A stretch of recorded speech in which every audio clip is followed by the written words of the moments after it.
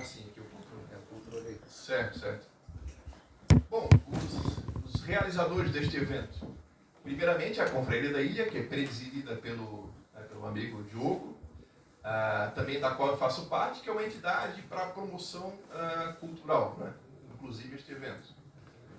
Aqui temos uma foto, né? O nosso amigo Henrique, que infelizmente não pôde estar presente, eu ao centro e o Diogo. Também queremos agradecer a colaboração do Ciclo Monarca Nossa Senhora de Estevo, né? Presidido pelo Dr. Gilberto Calado, que está em viagem na Espanha. Onde é que ele está? Em algum lugar da Europa. Algum lugar da Europa, Ele estava na Espanha. Certo, então, do qual também tem alguns amigos aqui, né? Tem vários amigos, né? O Jairo, que é uma figura histórica também do Ciclo Monárquico, eu também faço parte, o Diogo, vários amigos aqui, né? Daniel, desculpa se eu omiti algum nome, tá? O Nilo aqui também faz parte, né? Então, desculpem se eu esqueci de algum nome. Temos aqui então, uma foto de uma reunião recente do Ciclo Monárquico, o Dr. Gilberto Calado ao centro, né? No seu museu aqui, né? Aqui mais uma foto de uma reunião também. Né? Quem é que perguntou aqui, né? O senhor Luiz? Isso, o senhor Luiz tinha perguntado, né? Então, das nossas reuniões, então nós temos aqui alguns registros das reuniões recentes. Aqui, uma foto recente, então, do Dr. Gilberto Calado com Dom Bertrand, que é para quem não sabe, ele seria o imperador do Brasil hoje em dia, chefe da Casa Imperial. Também agradecemos ao imenso apoio da Ordem de Santo Stanislau, da qual também em breve serei investido, né? Que é presidido também, desculpa, isso, deixa eu pegar a minha cola aqui, desculpem. Cujo grão-prior é o senhor cavaleiro Peter Feist. E também queremos aqui, né, que temos uma foto de uma cerimônia de investidura, né, o senhor Peter Feist ao lado direito. Apoiadores. Então queremos agradecer também ao imenso apoio do gabinete do deputado Alex Brasil por ter possibilitado a reserva desse espaço, né? A gente tentou, foi difícil, né, conseguir um local bacana, e conseguimos aqui. Então até aproveito para chamar, representando o deputado, né, o André, para receber uma homenagem do senhor cavaleiro grão-prior da Ordem de Stanislau, Peter Feist. Né? Peter, então, eu leio aquele texto agora? Sim? Não. Não? Eu falei para antes com a ordem, né? Sim.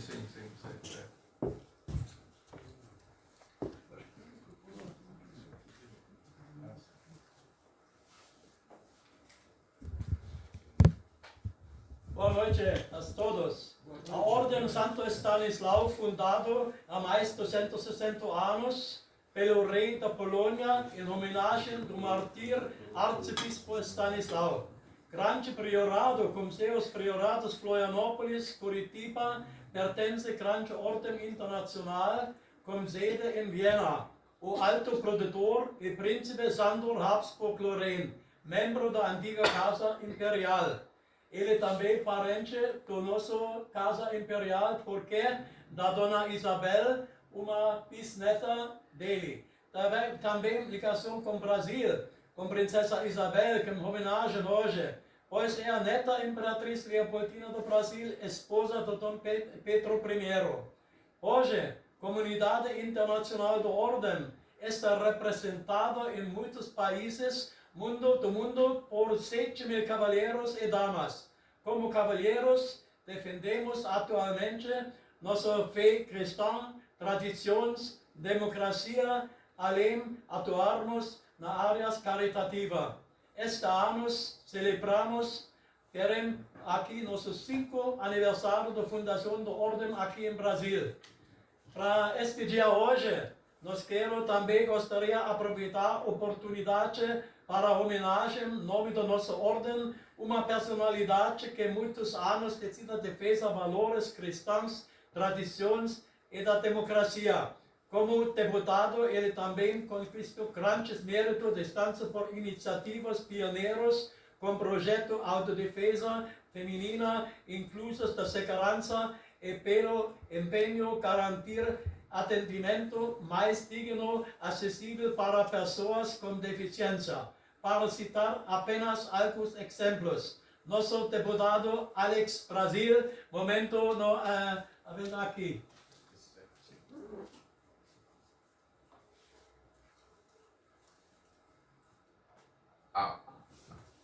A Ordem de Santo Stanislau, Grão-Priorado do Brasil, saúda a todos que esta carta patente seja apresentada de acordo com os poderes e direitos estabelecidos na Constituição da Venerável Ordem Santo Stanislau, em reconhecimento com o próximo de seus méritos, trabalhos de dedicação incansável para com o próximo em seus projetos humanitários, beneficentes em prol dos necessitados, carentes, concedemos aos ilustríssimo Alexander Alves Pereira a medalha de honra ao mérito humanitário, conferindo-lhe os direitos e deveres inerentes à dignidade, autorizando-lhe o porte das insígnias referente ao seu status.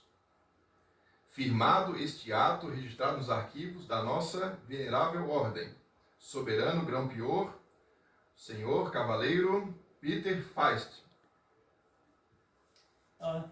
André, por favor. Então chamamos à frente André, representando.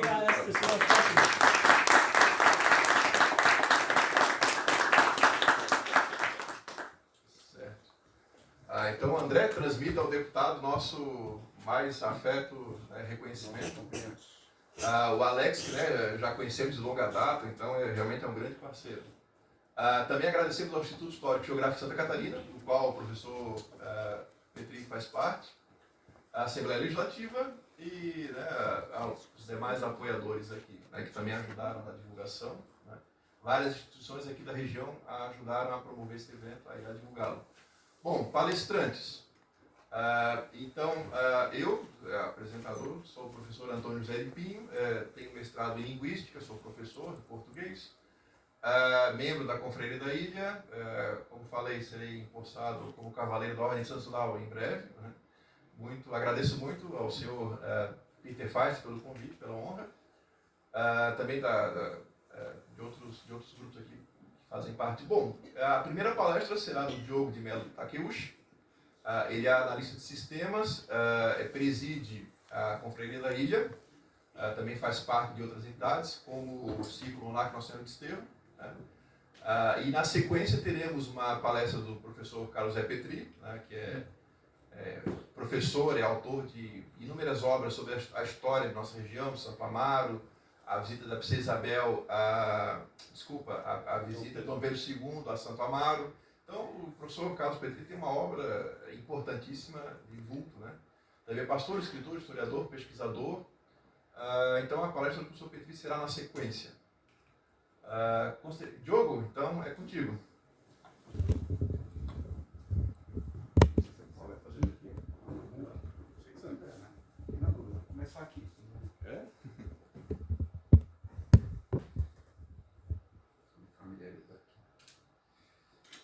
Boa noite, pessoal. Meu nome é Diogo, tá? O Antônio já me apresentou. Bom, algumas considerações iniciais antes de iniciar o assunto principal, tá? Eu prezo muito, assim como vocês todos aqui presentes, prezamos muito pelo civismo, tá? Que seria o quê?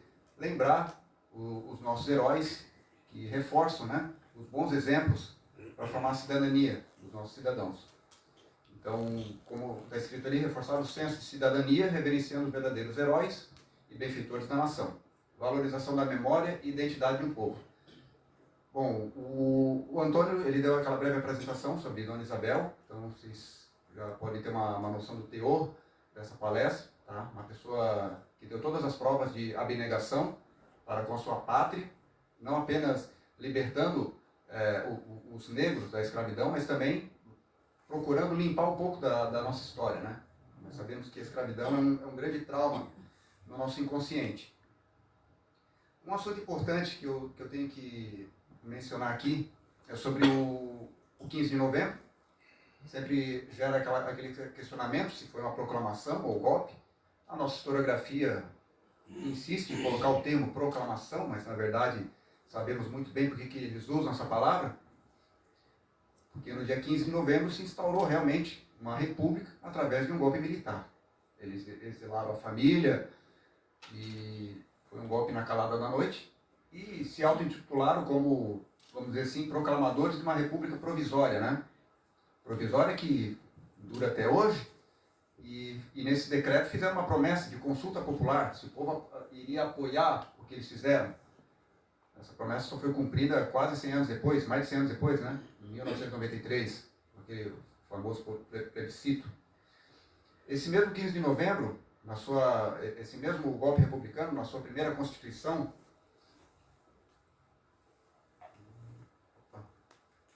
pode voltar ao arquivo, hein? Eu apertei o botão aqui. Acho que foi lá pro final.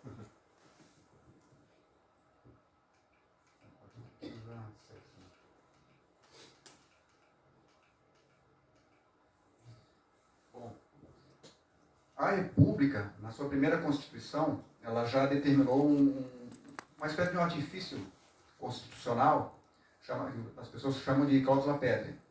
Ou seja, havia uma cláusula nessa Constituição que proibia o debate político sobre a questão do sistema político. E esse mesmo artifício foi reproduzido na maioria das constituições republicanas.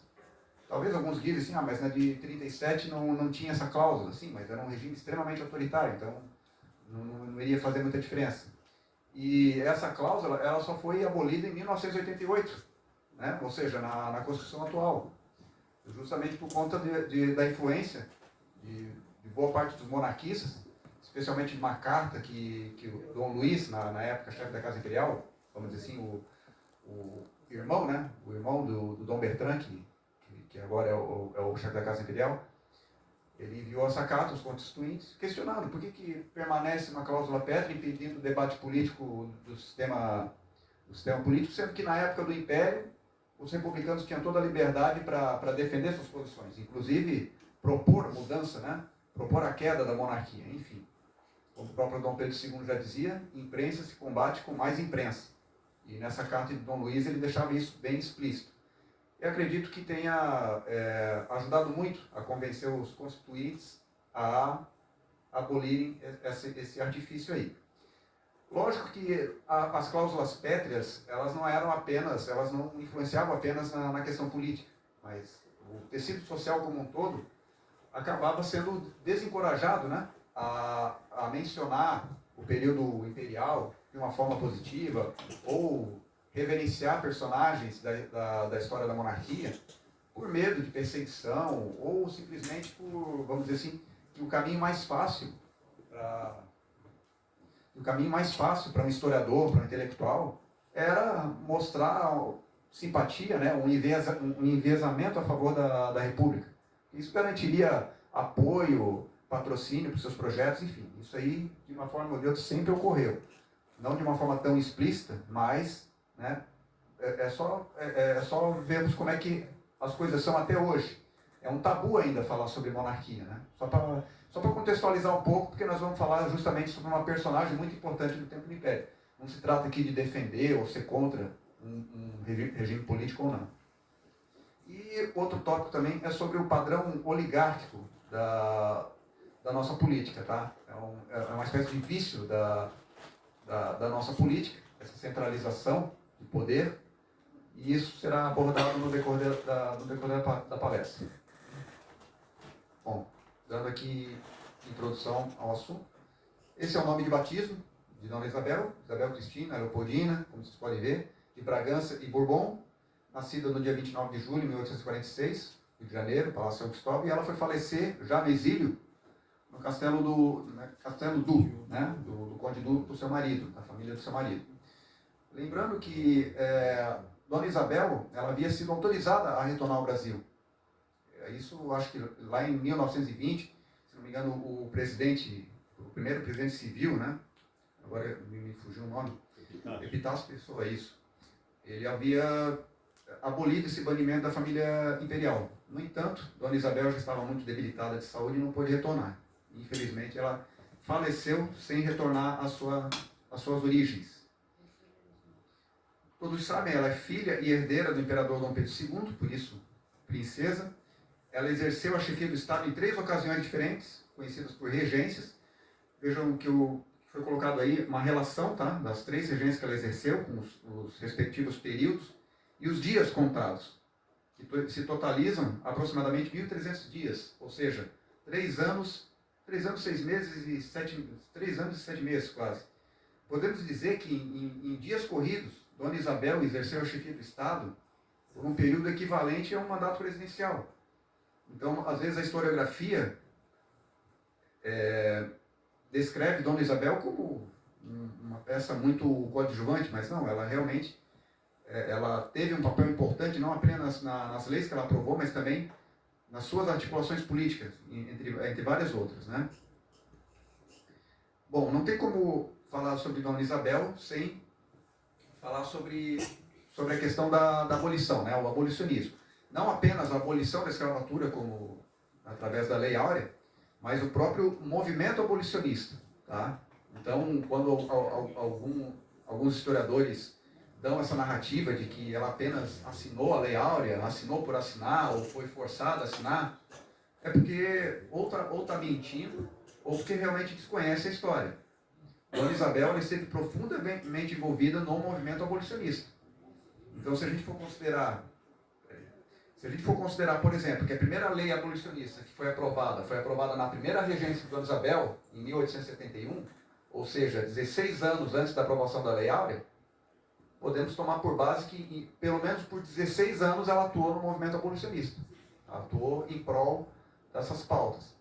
Então, podemos dizer, até coloquei entre aspas, né, embora não exista essa terminologia assim, tão explícita na historiografia, mas existia de fato um projeto abolicionista, que não envolvia apenas a libertação dos escravos, mas também políticas para que pudesse integrar os ex-escravos à sociedade, inclusive propostas de reforma agrária, indenização, etc.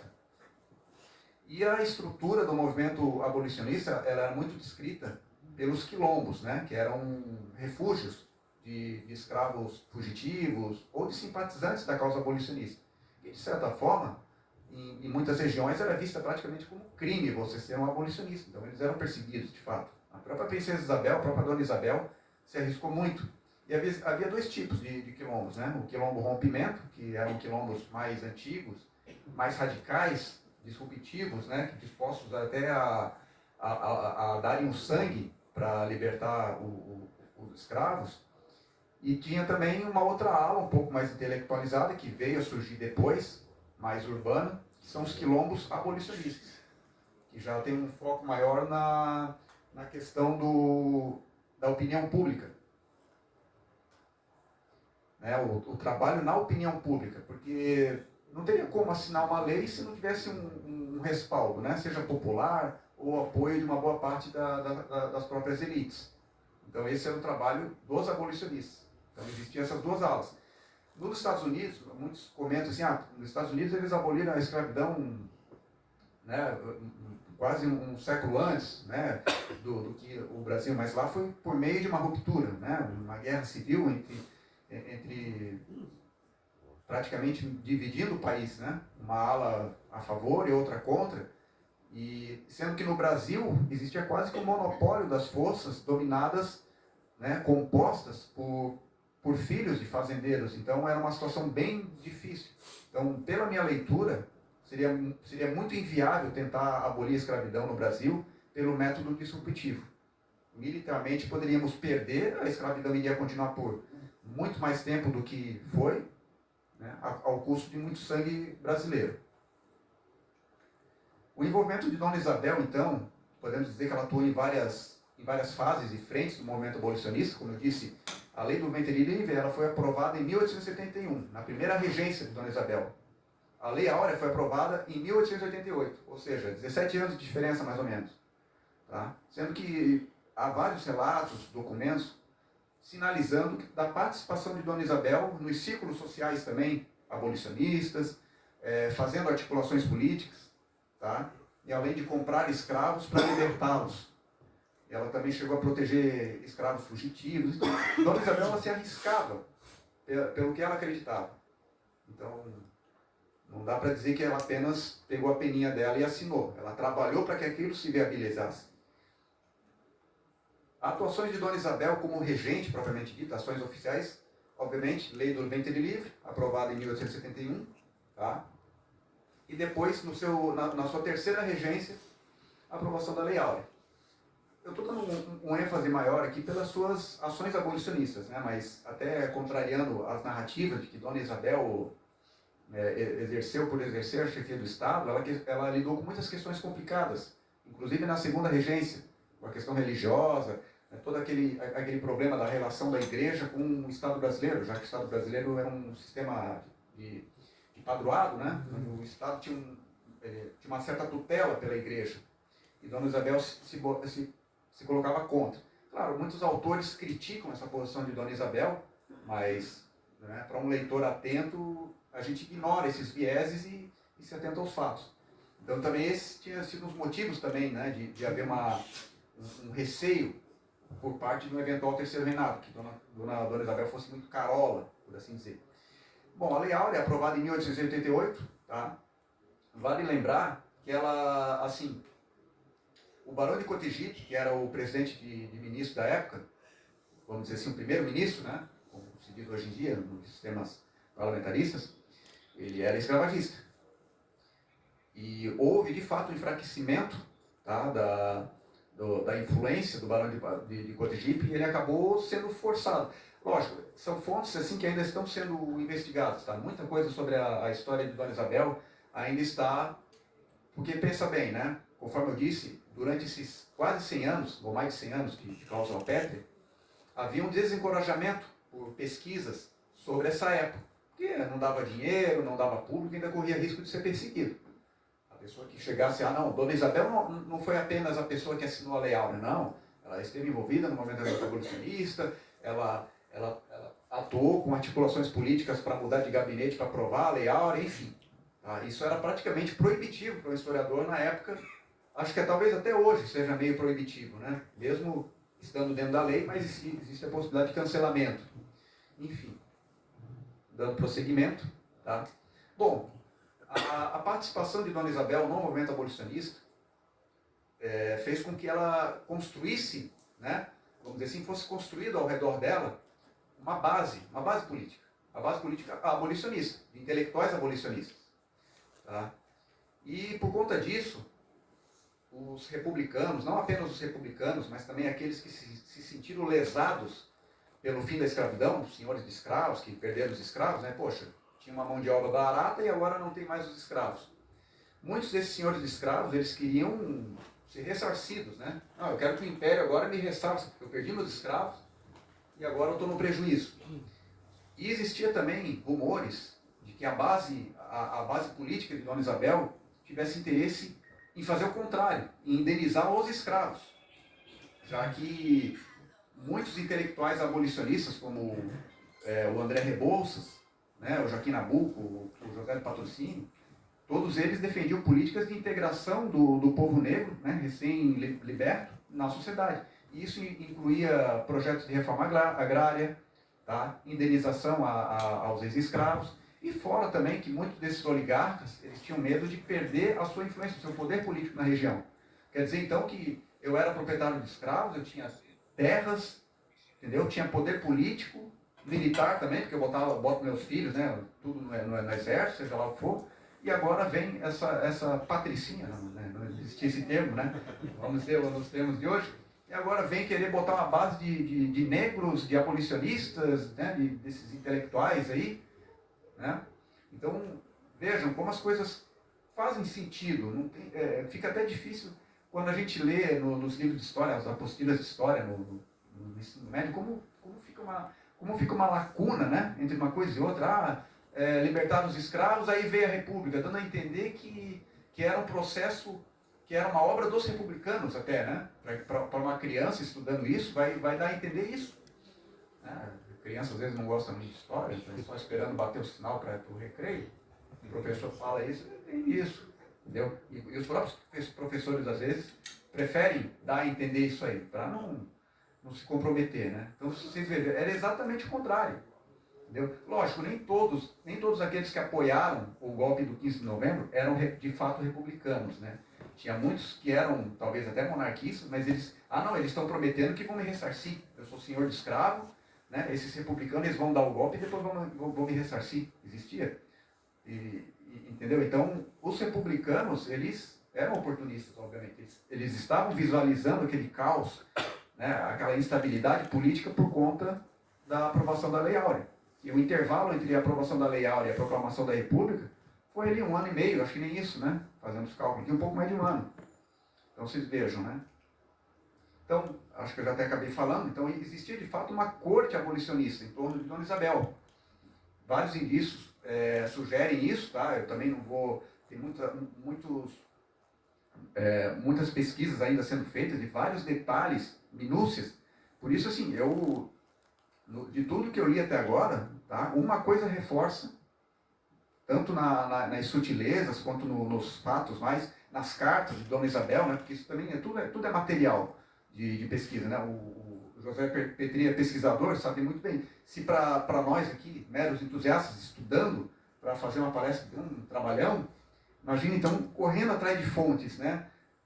Confrontando narrativas e tudo mais, sabendo que viver ainda, apesar de fazer aí mais de 30 anos da última Constituição, mas existe ainda, estamos lidando com um legado historiográfico totalmente enviesado, tá? Por conta dessa ameaça republicana, que já era visível também, houve a formação do chamado Guarda Negra da Redentor, que era praticamente, vamos dizer assim, desculpe o termo, mas era praticamente uma milícia, tá? Uma milícia de ex-escravos, de abolicionistas, dos capoeiristas, sabe?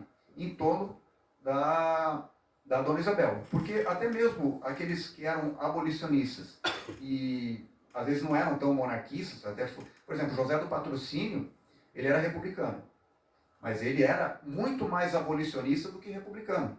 E ele próprio reconhecia que era mais viável permanecer monarquia para o projeto abolicionista avançar do que um outro regime, entendeu?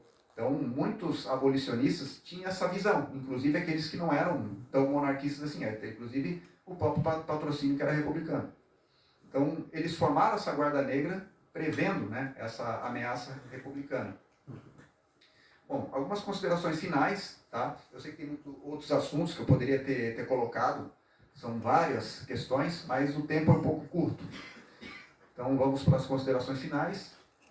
Bom, a pergunta que fica, né, e acho que até eu espero que eu tenha respondido, 15 de novembro foi golpe. Proclamação, eu não concordo, para mim foi golpe. Mas contra quem? A historiografia, mesmo quando admite-se que foi um golpe, né? Eles admitem, não, foi um golpe. Mas aí diz, tudo bem, 15 de novembro foi um golpe. Mas a República viria de toda forma. Né? A República viria. Dom Pedro II estava velho. Dona Isabel era muito carolinha. Né? O povo da época era machista, não ia aceitar. Quem ia reinar era o Conde Du. Era um francês antipático. Sabe? Mas na verdade, né, eu acho que fica bem visível que existia sim, de fato, tá? Dona Isabel tinha um poder que estava se consolidando, uma corte, para assumir um terceiro reinado, entendeu? Então, aqueles que falam, não existia nenhum projeto de terceiro reinado, as fontes cada dia mais vêm provando justamente o contrário, que a maior ameaça para os republicanos e para os escravagistas não era justamente o terceiro reinado, não a perpetuação de Dom Pedro II. Enfim, continuando, esse aqui, alguns tópicos que eu acho interessante mencionar, tá? O Papa Leão XIII, ele entregou à Princesa Isabel um prêmio, né? uma homenagem pela assinatura da Lei Áurea, portanto a Rosa de Ouro. Tá? Eu sei que acho que não tem muitos católicos aqui, já iam o Papa Leão foi o último, né? Antes do Segundo Concílio Vaticano. Eu até iria me estender muito, mas o tempo está um pouco curto. Né? Dona Isabel era uma católica muito devota. Beatificação de Dona Isabel. Houve, tá, um pedido para que o Vaticano entrasse com o processo de beatificação, inclusive o nosso chanceler, o ciclo monárquico Nossa Senhora do Desterro, né, o Dr. Gilberto Calado, ele fez parte da comitiva que foi ao Vaticano fazer esse pedido, mas foi arquivado. Mas está lá. Dependendo do apoio, né, da população, pode ser que venha a ser reaberto. O Cristo Redentor, não sei se alguns sabem, mas o projeto inicial, naquele local, né, do Corcovado, lá no Rio de Janeiro, era uma homenagem à princesa Dona Isabel, a Redentora. E esse nome, Cristo Redentor, não é bem por acaso, né? Porque a ideia inicial era uma homenagem a Dona Isabel. No entanto, Dona Isabel já no exílio, quando ela ficou sabendo dessa intenção, ela prontamente recusou. Não, eu não desejo ser homenageada. Eu sugiro que se homenageie Cristo, que é o Redentor. E por conta disso, claro que houve muitos desdobramentos até o início da obra, né? Nós estávamos aí no começo do período republicano, mas lá em 1930 e poucos parece que a estátua foi erguida. Mas vocês vejam, tem dedo do Império nessa história. Uma história muito importante. Deixa eu ver se tem mais alguma coisa. Tá. Outro assunto também que eu provoco aí o pessoal para pesquisar a respeito, tá? É sobre o neoabolicionismo. O que eu estou fazendo aqui é basicamente, tá? É tentar reforçar o neoabolicionismo. Ou seja, resgatar uma história que tem sido ofuscada na nossa historiografia. Tá? Então, o Bruno de Cerqueira, que é um grande historiador, né, um indigenista lá do Instituto Dona Isabel, ele faz vários trabalhos de pesquisa, ele trabalha com vários outros historiadores, e ele postula, né, o neoabolicionismo é uma espécie de psicanálise da nação brasileira. Se vamos considerar que a escravidão é uma espécie de trauma no nosso inconsciente, entendeu? A escravidão é uma espécie de trauma no inconsciente da nossa civilização. E é um projeto que foi interrompido, mas os trabalhos intelectuais estão lá aguardando para serem revelados, redescobertos, por assim dizer. E aqui algumas leituras que eu recomendo, tá? São várias leituras. Esses são alguns dos livros que eu consultei, enfim, Alegrias e Tristezas, do Bruno de Cerqueira e Maria de Fátima Agon, tá? Um livro, assim, bem volumoso. Infelizmente, eu não achei ele para vender, tá? Também, mas o Bruno está prometendo uma segunda edição, vamos tomara que ele cumpra. O outro livro, Princesa Isabel entre o altar ao trono, que conta, né, principalmente sobre as posições católicas de Dona Isabel, mas conta muitas outras histórias, embora o autor ele tenha um tom muito crítico, né, com o catolicismo de Dona Isabel, mas é um livro interessante, apresenta fatos muito bem detalhados. E outro é Flores, Votos e Balas, da Ângela Alonso, que fala sobre a história, né, do movimento abolicionista. Então vocês vejam, alguns de nós aqui já atuamos em movimentos políticos. E sabemos que as coisas não caem do céu, né? Então, quando algum historiador diz, mas Dona Isabel andava com alguns abolicionistas, assinou a Lei Áurea, mas quem já participou de movimento político, né, movimento social, sabe que a coisa não é tão simples assim, né? Enfim. E aqui algumas recomendações, né? Instituto Cultural Dona Isabel, a Redentora, Professor Paulo Cruz e a História Como Você Nunca Viu. E é isso, pessoal. Espero que vocês tenham gostado aqui. Encerro por aqui. Passo a palavra agora para o nosso professor, historiador, o José Carlos Petri, que vai falar mais sobre a nossa região, um pouco mais de perto, né? Essa questão da escravidão. Né? Isso. E a TV?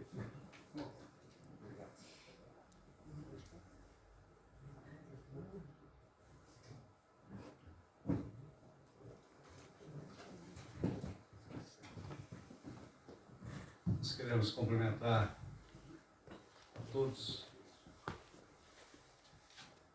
cumprimentando a pessoa do Diogo, assim cumprimento a todos os presentes, autoridades, pessoas convidadas, nossos convidados.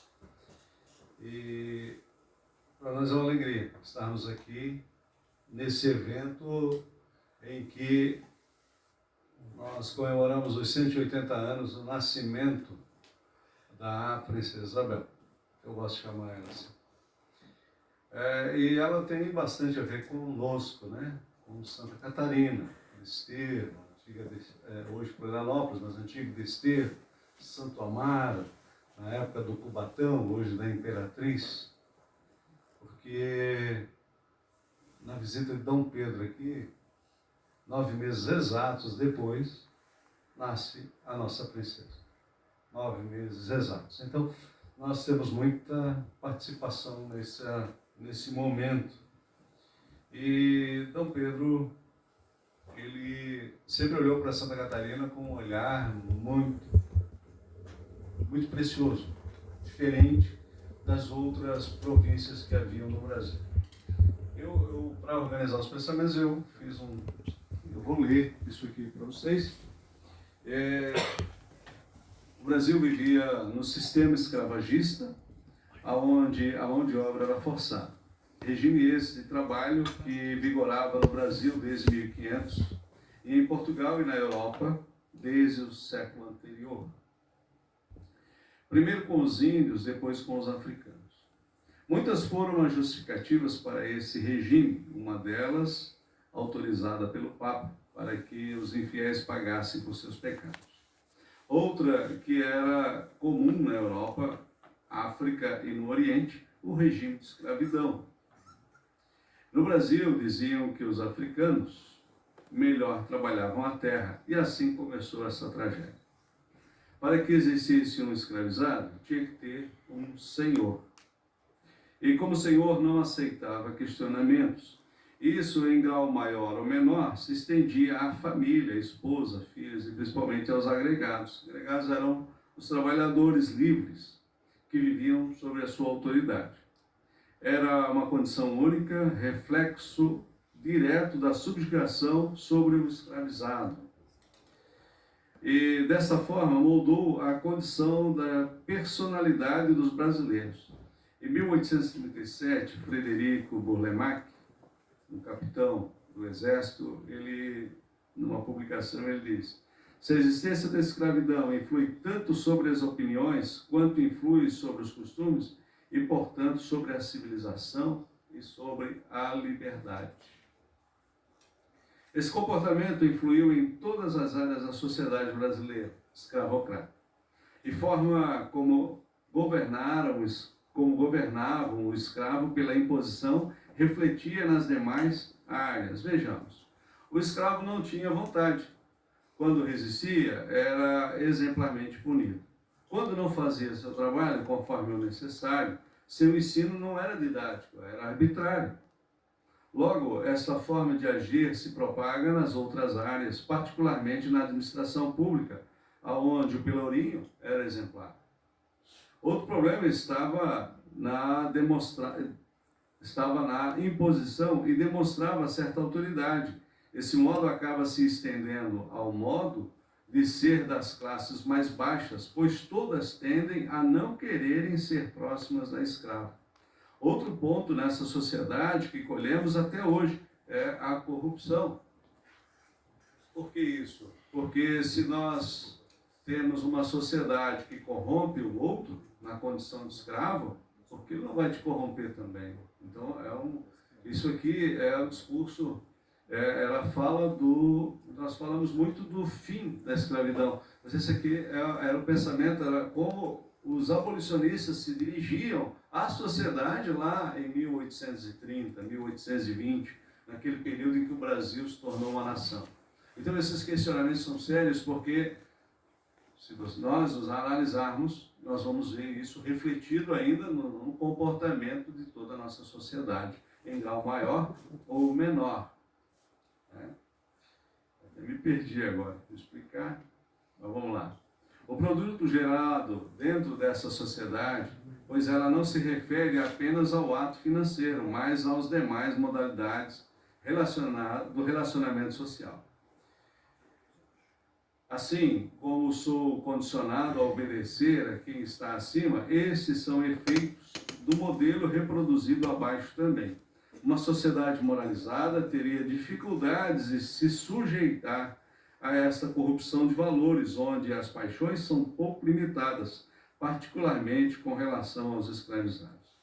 Quando uma sociedade mantém e vê com naturalidade a corrupção dos costumes, ela tem dificuldade de se fortalecer, pois, em comparação à sociedade onde os costumes se tornaram mais rígidos e ocorre uma punição em relação às suas faltas contra os maus costumes, ela se fortalece. pois sua ética social é mais rígida e seus costumes são vistos como os mais puritanos e determinam uma evolução dos valores na sociedade. Essa ordem de coisas chegou ao Brasil, o Império, pois era orgânica, mesmo o Partido Liberal não defendia o seu fim. Havia uma dependência forte da mão de obra escrava e a mudança era muito difícil. Muitas foram as medidas para combater a escravidão. Aqui nós vamos ver a ação do governo, que muitas vezes a condição, como o Barão de Cotegipe, lá no final, né, acabou sendo destituído do seu gabinete, nós vamos entender que era uma conjuntura nacional, não dependia apenas da autoridade. Muitas vezes você tem que mudar outras coisas para que pudesse acontecer. Então vamos lá, eu vou citar alguns elementos que vão diminuir ou vão interferir diretamente no processo de abolição da escravatura. Entre 1831 e 1833 foi assinado o fim do tráfico no Atlântico por navios brasileiros. E, no entanto, continuou o tráfico porque os portos não foram fechados ao tráfico. Não se viam mais navios brasileiros, mas de outras nações que tinham acesso aos nossos portos. Os brasileiros não podiam mais traficar, mas nós recebíamos por parte de outros navios negreiros. Então, esse é o famoso... Aí vai surgir, porque esse acordo foi feito entre os ingleses e o Brasil, né? Aquele famoso ditado para inglês ver, esse é onde dá origem a esse aspecto. Em 1850 foi assinada a Lei Eusébio de Queiroz, que punha fim ao tráfico e os nossos portos estavam agora fechados a partir de então. Mas a escravidão interna não cessou. Em 1866 foi assinado por D. Pedro II uma lei que impediu o uso de escravos nos palácios imperiais. Onde houvesse uma instituição imperial ou federal, como nós chamamos hoje, ali não poderia ter um escravo. Nós não sabíamos isso. Casas de residência oficial e nas fazendas imperiais e demais repartições federais. Até nas fazendas, mas o Império tinha fazenda? Tinha. Todas as propriedades que pertenciam aos jesuítas passaram a pertencer ao Império, na época ao governo português, e depois passou para o Império. Nas fazendas, aqui é interessante o que Dom Pedro fez, né? Nas fazendas imperiais, os escravizados deviam ser libertos, a partir de então, e receberiam parte das terras da fazenda e os meios para o seu sustento. Interessante essa preocupação por parte de Dom Pedro. Nas oficinas imperiais, os libertos deveriam receber salário se quisessem continuar trabalhando na condição de libertos, de livres. As sociedades e a igreja, uma sociedade que nós temos aqui. O Hospital de Caridade é uma sociedade, funciona assim até hoje. E outras repartições que nós temos espalhadas pelo Brasil afora. Eles não poderiam ter mais escravos, ou não poderiam vender os seus escravos. Eles até teriam como funcionários trabalhando lá, mas não poderiam nem adquirir e nem vender, ou comprar escravos. Em 22 de maio de 1867, D. Pedro II coloca diante do Congresso a necessidade de abolição. Em 9 de maio de 1800, muito criticado quando ele fez isso. Mas como é que D. Pedro manda isso aqui na abertura? A abertura era em maio, geralmente, conforme o dia variava. Em setembro fechava o Congresso e em maio abria. Então tinha um recesso bastante grande aí, né? O que acontecia? Juntava-se as duas casas e quem fazia a abertura era a fala do imperador. E nessa fala ele vem com essa colocação: é necessário a abolição da escravatura no Brasil. Porque essa não era uma lei, a lei quem faz não é o imperador, porque nós éramos uma monarquia parlamentarista, né, constitucional. Então quem vai fazer as leis é o Congresso, então ele tinha que jogar isso para o Congresso, né? Em 9 de maio de 1868, D. Pedro submete ao Congresso outra proposta do fim da escravatura. Então ele começa a Só que aqui eu vou dar um parênteses para explicar algumas coisas. Por exemplo, nós não sabíamos nesse período quantos escravos existiam no Brasil. Imaginam, como é que você administra um país se você não sabe o quanto você tem de mão de obra? E não sabia também, não era só referente à população negra, mas não sabia quantos brasileiros existiam. E aí, Dom Pedro, sabendo de tudo isso, ele vai fazer o grande recenseamento do Brasil, que vai ser em 1870. E aí nós vamos ter uma ideia de quantos nós tínhamos. Alguns diziam que eram 4 milhões de negros escravizados, outros diziam que era 2 milhões, outros diziam que era 1,5 milhão, não se sabia. E como é que você planeja uma abolição de um povo que você não conhece a quantidade? Então, isso aqui foi um grande questionamento por parte das autoridades. Aí começa o processo de recenseamento em cima da escravidão. Todos tinham que alistar os seus escravizados. Quem não alistasse, tinha um período de 1 ano para fazer esse alistamento em cima. Aquele escravizado que não fosse licenciado, ele automaticamente estaria alforriado.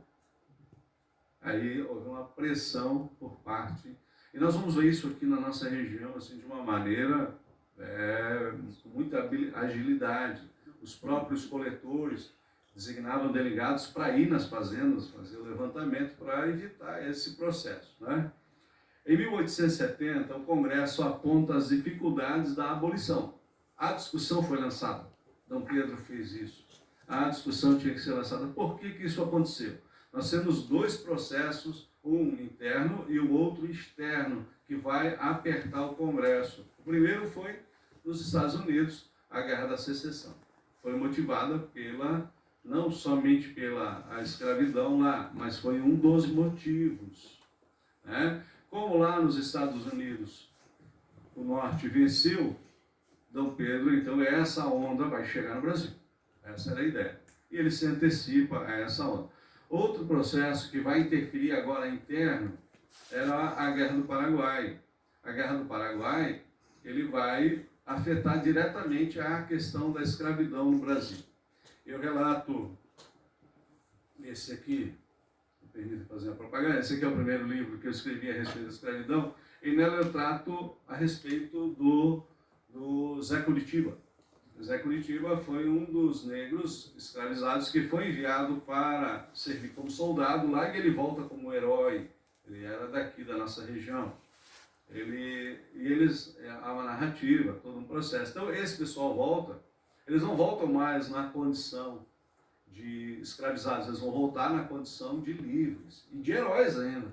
Então como é que você imagina alguém que veio cativo, né? A gente não sabe exatamente se o Zé Curitiba era cativo, nascido no Brasil ou veio da África, mas não importa. O que importa é que ele se tornou um brasileiro, assim como nós temos nos tornado cada dia nós como brasileiros. Né? E Zé Curitiba ele volta como esse herói e constitui uma grande família que existe até hoje. Os seus netos, existem ainda netos dele vivos, uma neta pelo menos. Isso lá em 1870, quando ele retorna para cá. E é muito bem documentado. A Biblioteca Nacional ela já publicou a respeito, outros autores já publicaram, e nós tivemos o privilégio de encontrar um descendente aqui, né, na nossa região. Então, Zé Curitiba é um dos exemplos. E aí força, por quê? Você começa a ter um outro questionamento agora por parte das autoridades. Por exemplo, Heitor Blum, ele narra no seu livro sobre a abolição em 1943, um trabalho sobre quando se comemorou ali a abolição da escravatura, no 13 de maio, ele diz que os oficiais que vieram para Santa Catarina se recusaram a ir capturar negros no quilombo do Cubatão. O Cubatão fica aqui do nosso lado. Por quê? Eles disseram que não eram capitães do mato. Então a gente começa a ver essa resistência dentro da sociedade.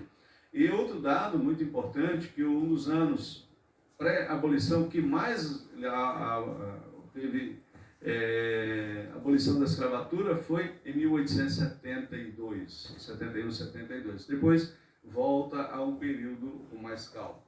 Mas vou voltar aqui em 1870. O Congresso aponta as dificuldades, no mesmo tempo, hein? Em 1870, o Congresso aponta as dificuldades da abolição, mas eles vão apontar a oportunidade e o modo de ação. Faltava o quando.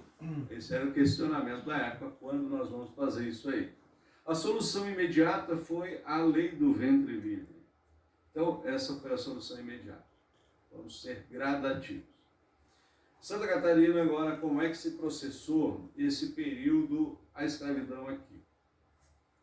Em 1640, Santa Catarina foi adquirida pela coroa portuguesa e administrada diretamente pelos Bragança. Quando o Brasil se tornou independente, passou ao Império. Então foi aqui que se iniciou um novo projeto dentro do Império, para estabelecer pequenas propriedades com mão de obra livre.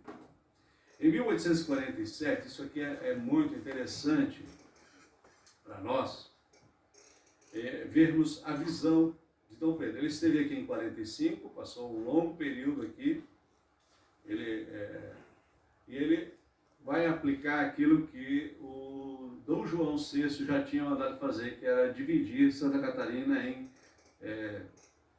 linhas de colonização. Vocês já ouviram falar? Quem vai aqui em Águas Mornas, naquele lado, tem a primeira linha, segunda linha, terceira linha.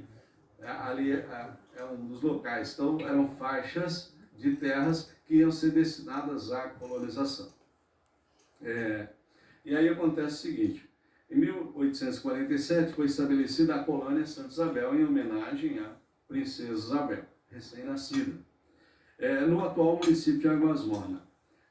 Nesse ano, o governo proíbe, antes de chegada dos colonos europeus, ele proíbe o uso de escravos nessas colônias. É proibido. Se tivesse algum escravizado lá, pertencente aos indivíduos que ali morassem, ele seria recolhido para a capital. Ele não poderia permanecer lá. E assim se estenderam as outras colônias do sul e do norte do estado. Não poderia ter escravos ali. A princesa Isabel se casou com Condé. É isso assim que se pronuncia? É isso? Falou tu, mas você O meu francês é ótimo, né? Oi. Como se pronuncia? Oi. Oi. Agora sim. Veja o que foi isso. Em 21 de dezembro de 1884, Oi. Em sua passagem por Desterro, com seus filhos, o príncipe Dom Pedro, Dom Luís e Dom Antônio, e outros membros da corte que aqui visitaram, além das autoridades da província, concederam 20 cartas de alforria. Ele vai custear as 20 cartas. É interessante isso. Isso mostra que a família imperial ela estava muito preocupada. Vamos fazer uma rápida retrospectiva aqui. Na casa que servia a eles não havia escravizados. Nos palácios não tinha escravizados. Nas fazendas reais não tinha escravizados. Eram todos livres. Isso afrontava diretamente o mundo escravocrata, querendo ou não. Então, em 13 de maio de 1888, após grande pressão abolicionista, os congressistas aprovaram a lei que dava o fim à escravidão e que foi assinada pela regente, a princesa Isabel, pondo fim à escravidão no Brasil. Santa Catarina tem grande relação com a família imperial, particularmente com a princesa. Em 1845, nós já falamos, ela foi gerada aqui. Quando da visita dos imperadores, 9 meses depois ela nasce. Essa era a sua terra. Então, essa é a fala que eu tenho a respeito do processo da Casa Imperial em relação. O restante é artimanhas políticas e conjunturas econômicas que o Brasil tinha. O Brasil só tinha uma indústria, era agrícola. Nós não tínhamos um processo industrial como nós temos. Eu vou trazer a experiência, dá tempo? Um minuto? Ele é meu... Ele que vai... Na hora que ele fizer assim, eu paro. Um vizinho meu, ele plantou uma roça de mandioca. Eu perguntei quantos pés de mandioca ele tinha plantado. Ele disse que plantou 1000 ali. eu fiquei preocupado, porque era um quadro, não era muito grande, mas era um quadro assim de 100 metros por 30 de largura. Não é muita coisa, né? Se olharmos o padrão hoje. Aí eu fiquei imaginando aquilo na época, um quadro daquele tamanho, ele usando máquinas, roçadeira, aquelas a gasolina para tirar o mato. A mão de obra era pesada. Era um trabalho extenuado naquele período. Para plantar 1000 pés. Com 1000 pés eu perguntei para ele quantos sacos de farinha dava para fazer. Ele disse que não sabia, porque ele não fazia mais farinha. Mas o pai dele estava ali, um senhor de 80 anos. Aí ele disse, olha, quando eu fazia farinha, dava para fazer 50 sacos de farinha. 50 sacos de farinha dava para sustentar 2.000 pessoas numa fazenda durante um ano. As contas pequenas, mas que é interessante nós sabemos. Mas a minha preocupação era manter aquilo limpo, porque se tu não mantém as roças limpas, como é que você vai colher, plantar? Então, era um trabalho forçado, era um trabalho pesado. Para qualquer um de nós hoje que for na roça, você vai mais para o interior, onde a gente mora, né? Eu nasci na região do interior, você olha as pessoas que estão lá, a mão delas é abrasiva, a mão ferida. O rosto é aquele rosto enrugado, envelhecido. Então, era uma situação muito difícil. Santa Catarina não teve essa grande propriedade para 2.000 escravizados, como teve Rio de Janeiro. Essa fazenda aqui, ao qual Dom Pedro orientou que não tivesse mais escravizados, tinha 2.000 escravos ali. É a fazenda de Santa Cruz, onde tem a base aérea, é um bairro hoje no Rio de Janeiro. Você imagina o tamanho daquilo, é um dos maiores bairros do Rio de Janeiro, Santa Cruz. Então, para manter aquilo funcionando e operacional, você precisava de muita gente trabalhando. Aqui, a escravidão ela existiu, foi pesada do mesmo jeito, nós tivemos punições, nós tivemos abusos, nós tivemos uma série de coisas. Mas nós tivemos um povo que aqui esteve, de origem africana, escravizado, que ele venceu, ele lutou a cada dia. E eu trabalho isso no meu primeiro livro. Ele, infelizmente está esgotado, ou felizmente, isso quer dizer que estão lendo. É a história de um povo no Vale do Rio Patã do Sul. Porque edição, né? Edição, né? Vamos editar, né? Vamos fazer a segunda edição. Então, esse trabalho aqui, eu conto a origem das pessoas. Por quê? Quando eu escutei uma palestra e eu vi, não está errado, mas eu acho que eu só posso me afirmar se eu tenho uma identidade. Eu vou fazer uma pergunta aleatoriamente, tá? Que preciso de um voluntário. Vou apontar. Você é um muito conhecido. Vamos lá.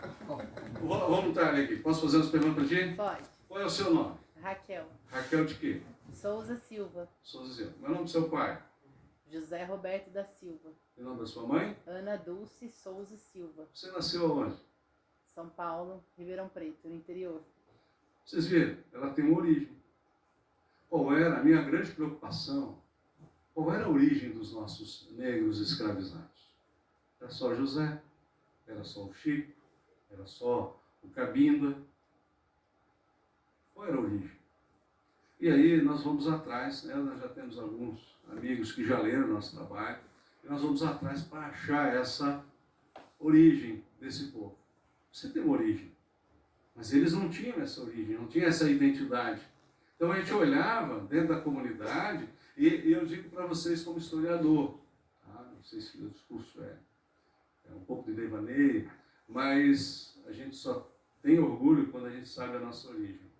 E foi esse o objetivo da escrita desse trabalho, da origem ao povo que eram meus vizinhos, que são meus vizinhos.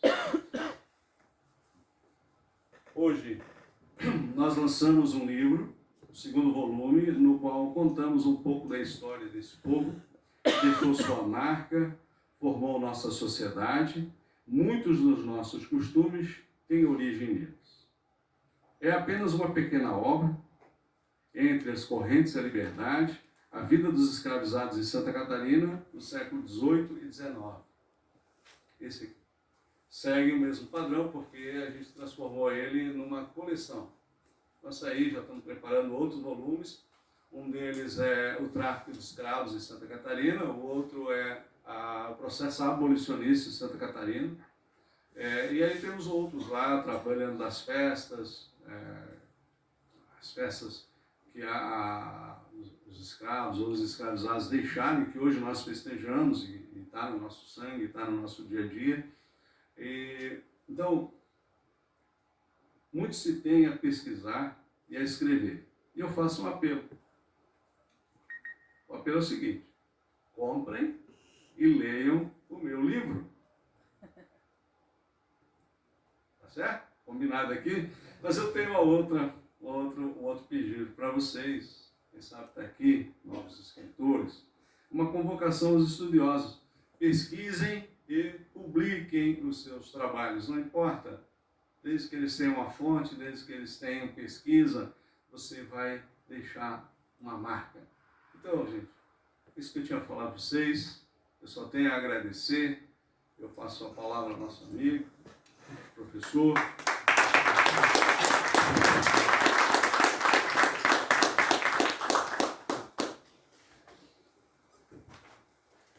Professor Petri, agradeço imensamente. Para nós é uma imensa satisfação, mesmo uma imensa felicidade poder ter o privilégio de lançar uma obra de um historiador que eu considero um grande historiador da nossa região, sem modéstia, realmente. Realmente é uma grande felicidade, é um grande orgulho mesmo para nós, né? Espero que seja o primeiro de outros lançamentos, de outros projetos futuros. Então, convido todos aqui presentes para que conversem com o autor, adquiram a obra, tirar foto, autógrafos. Então, agradeço a todos e até a próxima.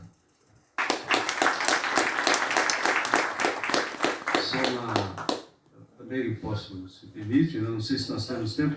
Se alguém quiser fazer alguma pergunta, fique à vontade para mim, para o Diogo, professor, nosso embaixador, né? Fique à vontade. Falei até no microfone. Petri, então, eu tinha aproveitando uma colocação. Alguém queria falar? Tá. Só a título de referência, professor, o senhor citou na construção desse processo com os escravizados, a colonização do Brasil, eu não sei se eu compreendi bem, que havia uma orientação, ou uma instrução, ou uma compreensão da hierarquia da Igreja Católica, né? Que o senhor citou, no caso, o Papa, que consentia com esse processo de escravização dos pretos em decorrência de uma pena, como seria? Mas há uma normativa? O que seria isso? Sim, eu não tenho o ano exato, mas é em 1444 ou 46, os portugueses levaram da África 4 negros escravizados de origem muçulmana. Eles eram escravizados lá e eles levam para Portugal como mercadoria. E lá, para que Portugal pudesse negociar, ele precisava da autorização da Igreja Católica.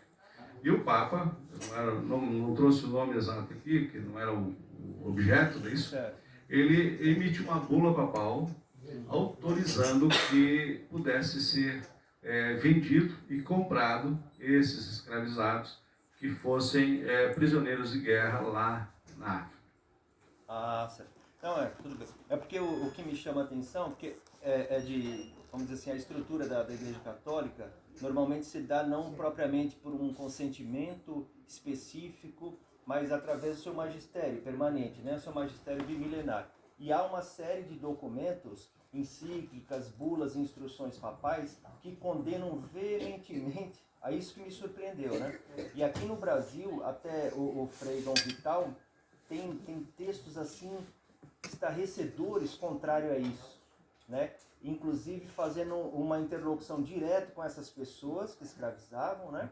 Dizendo que era uma abominação de natureza preternatural mesmo, né? Ou seja, demoníaca, que qualquer ação de subjugar a dignidade humana, e que a própria concepção, a cosmovisão católica era exatamente contrária, e foi em decorrência disso que muitos religiosos foram perseguidos, os conflitos aqui no sul do Brasil, até porque os primeiros casamentos interraciais no Brasil eram abençoados pela Igreja Católica. E falo isso porque no Vale do São Francisco, na Bahia, a minha família é uma das primeiras famílias de composição interraciais. A mestiçagem iniciada na Bahia passa inclusive pelo sangue da minha família. Eram índios bravos, né, tapuias, e quando chegaram os primeiros portugueses no Vale do São Francisco foram compondo aquelas famílias, e hoje são cidades que eram propriedade da minha família. E todos abençoados, consentidos, e já não havia nem sequer a possibilidade de escravização dos povos tradicionais originários aqui do Brasil. Nos primeiros séculos, os primeiros casamentos, e casamentos não são simplesmente junções, né? Não estou falando de conjunção carnal, estou falando de casamento com sacralidade. E aí já haviam registros, havia a cerimônia do casamento, o sacramento. Então isso me causou uma certa dúvida. Qual é o grande... Às vezes nós, principalmente o historiador, a minha visão é a seguinte: cada época tem o seu modo de pensar. E isso não era tão assim estranho. Por quê? Quando havia uma batalha entre um grupo de exército e outro, mesmo, vamos lá, a Áustria aqui, francês, e a Áustria ganhasse, os soldados franceses se tornariam servos dos outros. E geralmente, como não se tinha mantimento para manter eles, muitos deles eram executados. Ou se tornavam escravos deles. Era a escravidão branca que existia dentro da Europa. Um exemplo muito grande disso, então não é tão estranho para o período. Um exemplo, nós conhecemos todos o Dom Quixote, Miguel de Cervantes. Miguel de Cervantes foi escravo durante 12 anos de um almirante turco, porque foi prisioneiro lá. Ele acabou, pelas suas habilidades intelectuais, que não era muito valorizado e tal, acabou sendo ajudante. Quando o almirante deixou a ativa, ele libertou e ainda indenizou lá o Cervantes. Então, é um dos casos assim com maior referência que nós temos. Até nos espanta, porque nós achávamos que durante a Idade Média toda a escravidão tinha sido abolida. Não foi bem assim. Então existia esse tipo de escravidão, e se nós pensarmos pela ideia da época do século XV, XIII ali, essa era uma norma interna dentro da Europa. Tem até livros que falam isso, contando essa escravidão branca dentro da Europa, e também porque ele era um prisioneiro. Nós não tínhamos lá esse regimento de Haia que hoje nós temos, que diz que o prisioneiro deve ser bem tratado. Então isso é coisa do século XX, finalzinho do século XIX, início do século XX aqui. Então, antes dali não tinha nada que regrasse isso. Então, se você é meu prisioneiro, você me pertence. Acabou. Como os eslavos, né? Os leivos, né? Os escravos do leste europeu. Né? Isso. Pois então, até nessa questão até a servidão na Rússia foi abolida na década de 60 do século XIX, né? 1860. E o próprio tráfico negreiro também, né? Porque se submete muito à figura do homem indo-europeu. Mas a companhia das mídias ocidentais eram compostas de cristãos novos, né? Então esse tráfico era feito, inclusive, pela... Mas até aproveitando assim essa questão que o Nilo levantou, até o Joaquim Nabuco, ele narra na autobiografia dele, se eu não me engano, na minha formação, né? Essa questão do ativismo dele pela abolição da escravidão. E ele vai ao Vaticano, ele tem uma audiência com o Papa Leão XIII, né? O Papa Leão XIII recebe com muito entusiasmo o movimento abolicionista brasileiro e promete que ele iria publicar não sei se uma bula, uma encíclica. Até o Nabuco, ele lamenta que essa bula, desculpa, eu não lembro o documento exato, mas, ele lamenta que ela foi publicada após a abolição, né? Mas então, após a abolição, logo após, o Leão XIII ele publica um documento. Imagina, até hoje, né, se o Papa publica um documento, tem um impacto mundial. A grande questão aqui é que nós já estávamos com outras ideias, onde a escravidão já não era mais um processo aceitável no mundo, né? O Brasil foi a última nação a libertar os escravos, e todas as outras nações já tinham abolido isso. Então já era outra mentalidade. Mas até 1870, 1860 ali, isso aí ninguém pensava muito nessa questão da abolição. Então, eu só quero, eu acho que eu esqueci de dizer o teor do meu livro. eu conto nesse novo trabalho como é que era a vida dos escravizados dentro da escravidão. Como é que eles faziam para viver a sua sociedade, os seus costumes, os seus hábitos, as suas profissões, dentro do processo de escravidão. Eles, como escravos, como é que eles faziam para trabalhar ali. Então, esse é o foco desse livro, é a vida deles dentro da escravidão. Tá? Certo. Diogo, eu estou preocupado com o nosso tempo. Qual é o nosso horário limite até quando? Acho que é 8h30. 8h30? André. Porque até eu convido assim, se alguém tiver alguma dúvida, acho que poderia perguntar direto para o anfitrião, para a gente ter um tempinho para justamente para mostrar fotos, né? Felizmente a gente ficou mais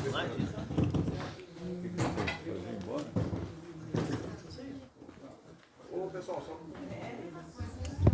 Ô Diogo, liga o microfone.